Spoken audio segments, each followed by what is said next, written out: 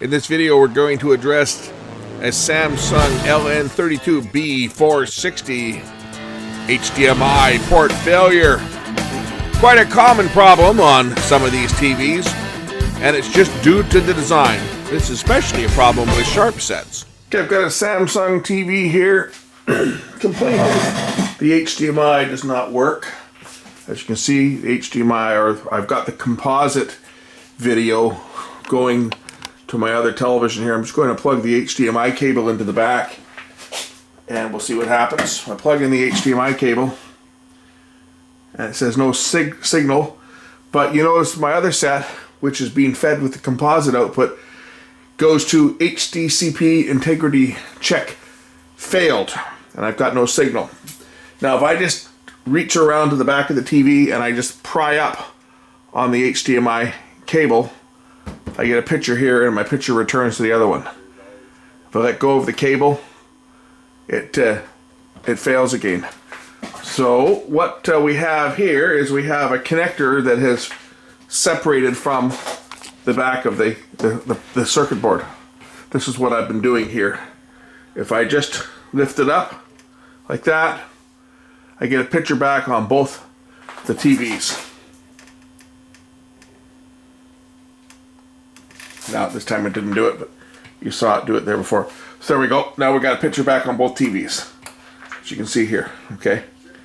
So what we have here is, I think the HDMI connector has become separated on the board here. Maybe some solder connections have failed.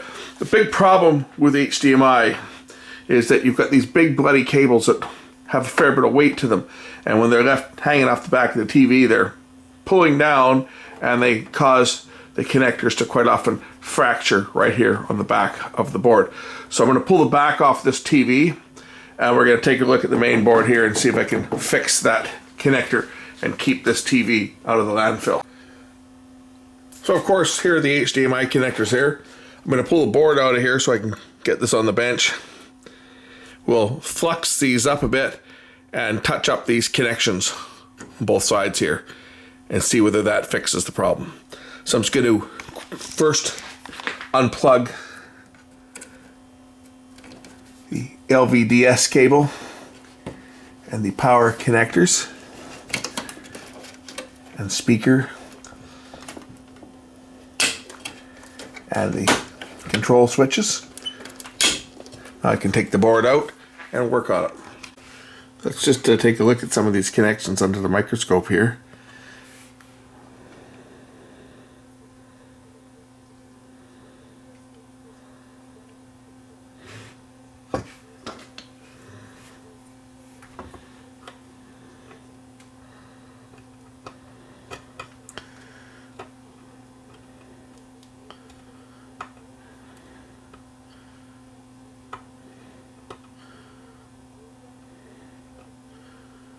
Yeah.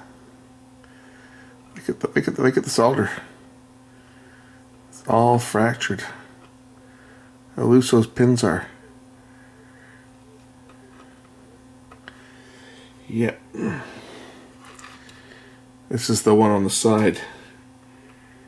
They're just the crack. See the crack right around the edge of this one right here. Bring that in a little closer if I can. And get it in focus.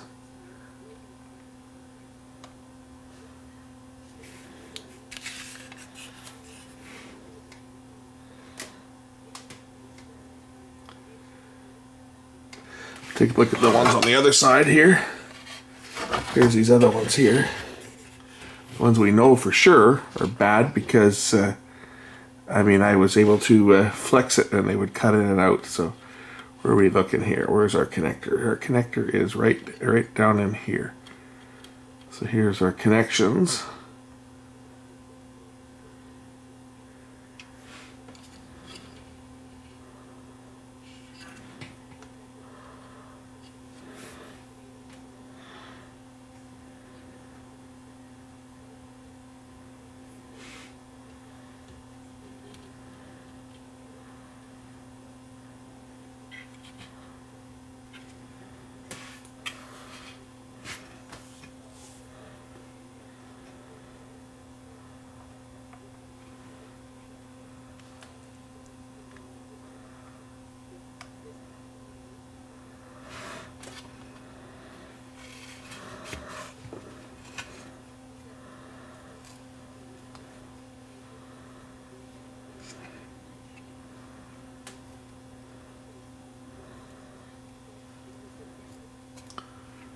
Focus this a bit better if you can.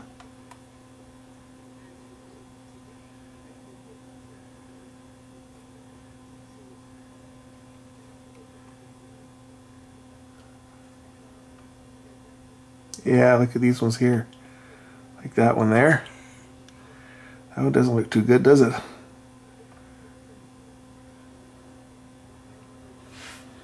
Try pushing that with a screwdriver. Where'd it go? There we go, right here. This one right down in here. Where's my pick? I've got to find something finer to pick that with. Of course, my pick's out of the way, but that one right down here. This one down here looks pretty bloody bad. Wiggle this connector back and forth. It'll probably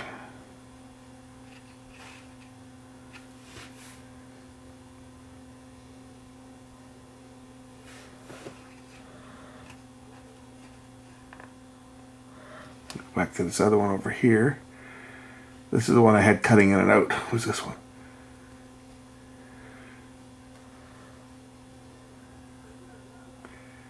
Yeah, those look pretty bad. Look at that second one from the right here. Right down in here. That just definitely does look bad. Okay, get the microscope out of the way. Let's try and solder these up. I'm surprised nobody's commented on that yet.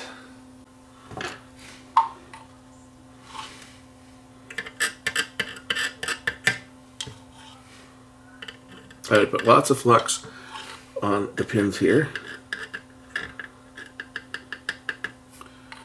We'll do these ones first, and then I'll do the other one. And hopefully that's all that's wrong with this. Get my fine, ultra-fine iron out here, and I'll get my ultra-fine solder, wherever the heck it is. It's back here somewhere. This is my 0.5 millimeter superfine solder that I keep for the superfine jobs. And get my magnifiers in place. Maybe even turn on the extra light here. I'll bring this thing in so I've got some extra light.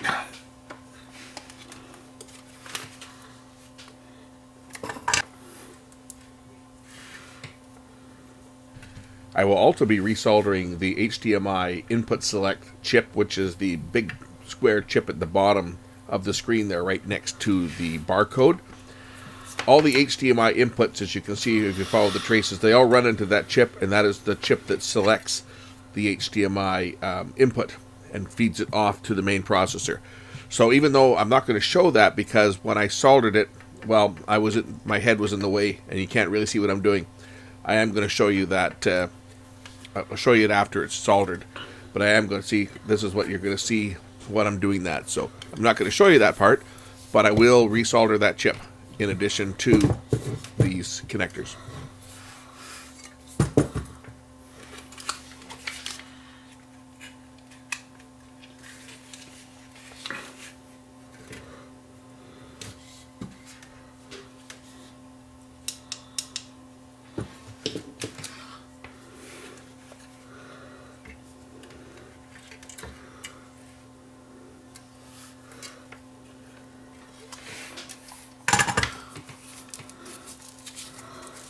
I will say that HDMI connectors are probably one of the most difficult connector to solder because the pins, they wick up the solder quite easily. And you also have to be concerned about the rosin getting into the connector itself, because if it gets onto the connector, it will contaminate your HDMI plug when you plug it back in. So you got to be careful, because it's a good way doing this. Be sure you flush it out with alcohol or something, and just to make sure the pins are clean, because it's a good way to actually contaminate and ruin your HDMI cable. If you plug it in there and there's rosin on the pins, it will damage the connector, and then you're throwing away an HDMI cable. So do clean it when you're done.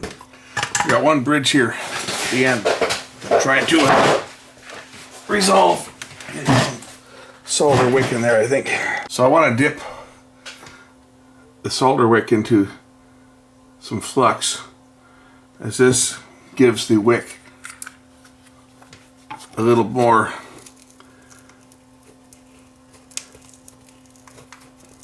flux to work with to try and pull the excess solder away.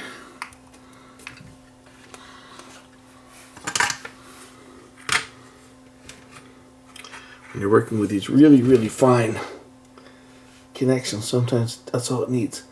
Just a little bit of extra flex in there and you can pull away some excess solder.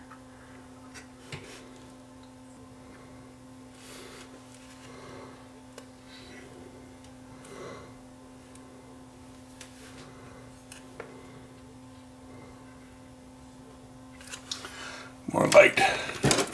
Gotta have more light.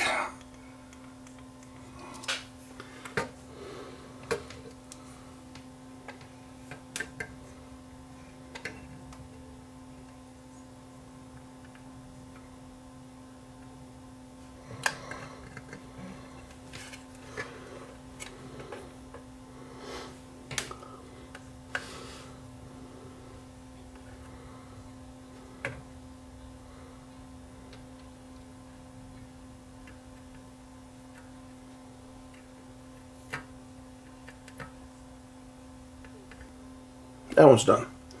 Now we'll do the other one over here.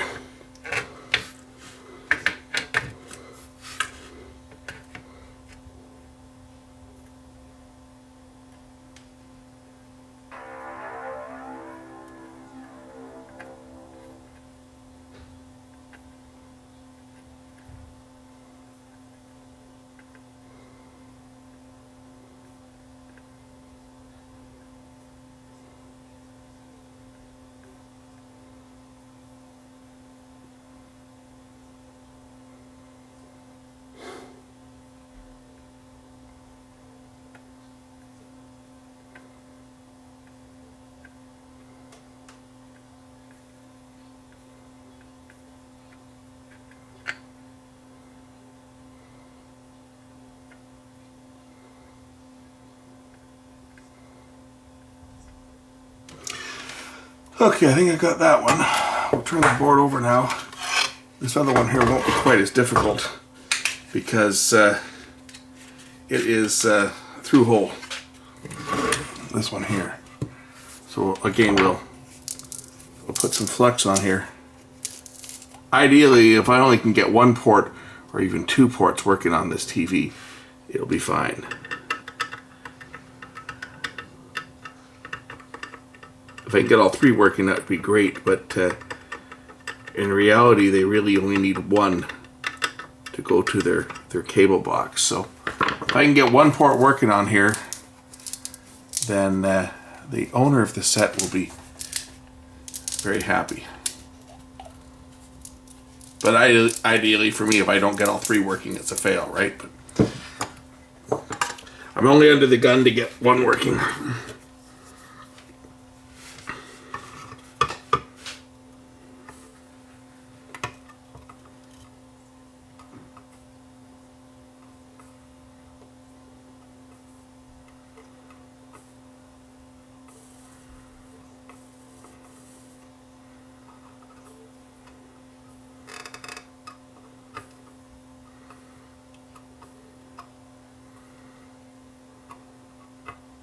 The problem when you use these really fine tips is if you have to solder something that's a little bit heavier, well, the problem is they don't transfer heat quite as efficiently. They cool down when you're on these big lugs, so sometimes it takes a little more work to get them to stick down. Okay, I think we'll try this thing now. Put this board back in the TV and see whether I've made any progress on this set.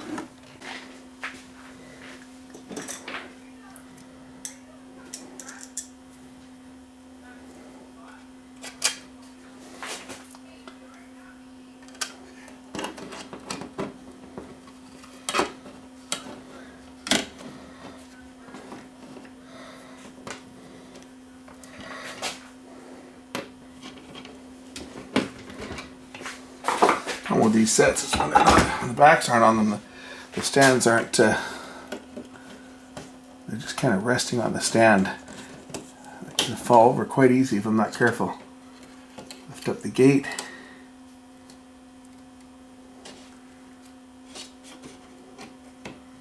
Get all the PVS cable in.